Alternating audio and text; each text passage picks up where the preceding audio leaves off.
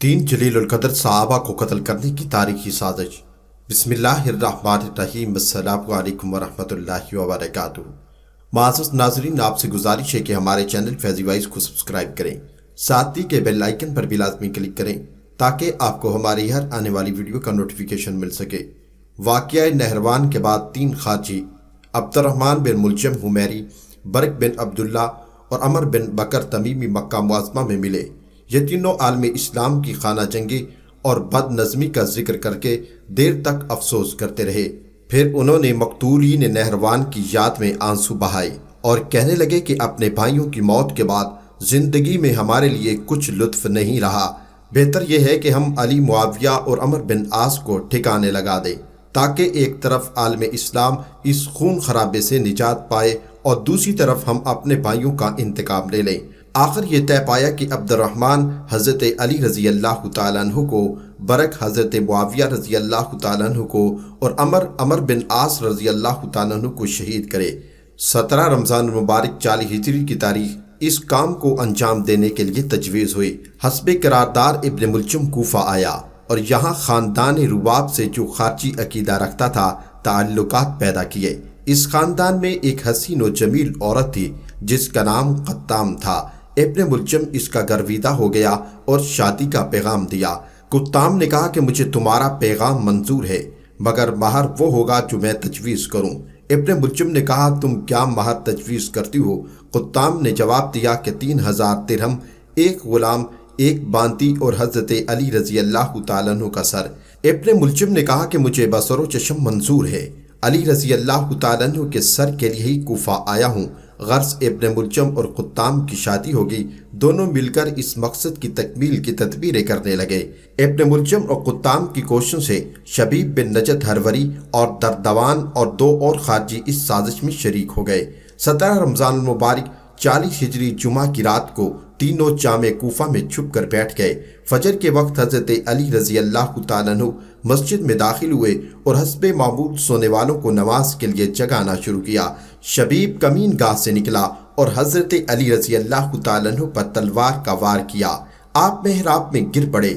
اب ابن ملجم آگے بڑھا اور حضرت علی رضی اللہ تعالیٰ عنہ کے سر مبارک پر وار کیا۔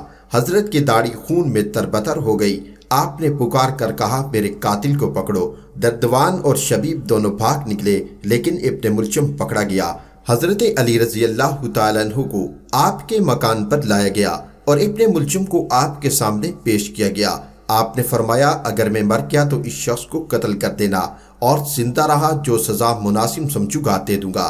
جب امید حیات منقطع ہو گئی تو آپ نے اپنے صاحبزادوں کو بلایا اور انہیں تقوی، حسن عمل اور خدمت دین کی وصیت فرمائی۔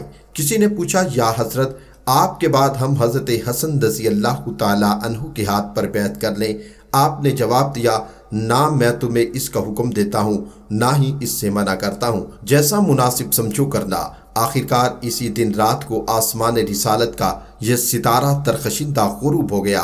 رحلت کے وقت یہ الفاظ آپ کی زبان پر جاری تھے، فَمَن يَعْمَلْ مِثْقَالَ ذَرَّةٍ خَيْرًا يَرَهُ وَمَن يَعْمَلْ مِثْقَالَ ذَرَّةٍ شَرًّا يَرَهُ۔ جو شخص ذرہ برابر نیکی کرے گا اس کی جزا پائے گا، اور جو شخص ذرہ برابر بدی کرے گا اس کی سزا پائے گا۔ آپ کی عمر 63 سال ہوئی، تقریباً 4 سال 9 مہینے مسند خلافت پر متمکن رہے۔ آپ کے جنازے کی نماز حضرت امام حسن رضی اللہ تعالیٰ عنہ نے پڑھائی، اور ابن کثیر کی مرجع روایت کے مطابق دارالخلافہ کوفہ کے اندرونی حصے میں دفن کیا گیا۔ حضرت امیر المومنین حضرت علی رضی اللہ تعالیٰ عنہ کے وصال کے بعد حضرت حسن نے ابن ملجم کو بلایا۔ ابن ملجم نے کہا کہ میں علی کی طرح معاویہ کے قتل کا بھی عہد کر چکا ہوں، اگر آپ اجازت دیں تو میں اس فرض کو بھی ادا کروں۔ میں وعدہ کرتا ہوں اگر میں زندہ رہا تو ضرور حاضر خدمت ہو جاؤں گا۔ حضرت حسن رضی اللہ تعالیٰ عنہ نے ابن ملجم کی اس درخواست کو رد کر دیا اور عبداللہ بن جعفر رضی اللہ تعالیٰ عنہ کو قتل کا حکم دیا۔ ابن ملجم کو اپنے عقیدہ باطل پر اس قدر یقین تھا کہ وہ قتل کے وقت سورہ اقرا کی تلاوت کر رہا تھا اور کہتا تھا کہ میں اس وقت اپنی زبان کو ذکر اللہ سے غافل نہیں کرنا چاہتا۔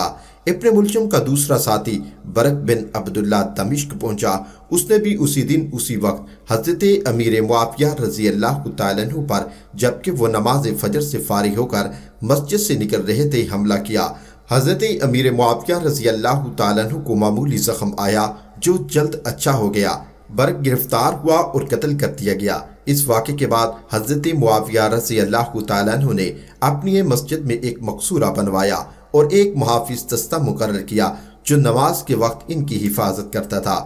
ابن ملجم کا تیسرا ساتھی عمر بن بکر مصر پہنچا۔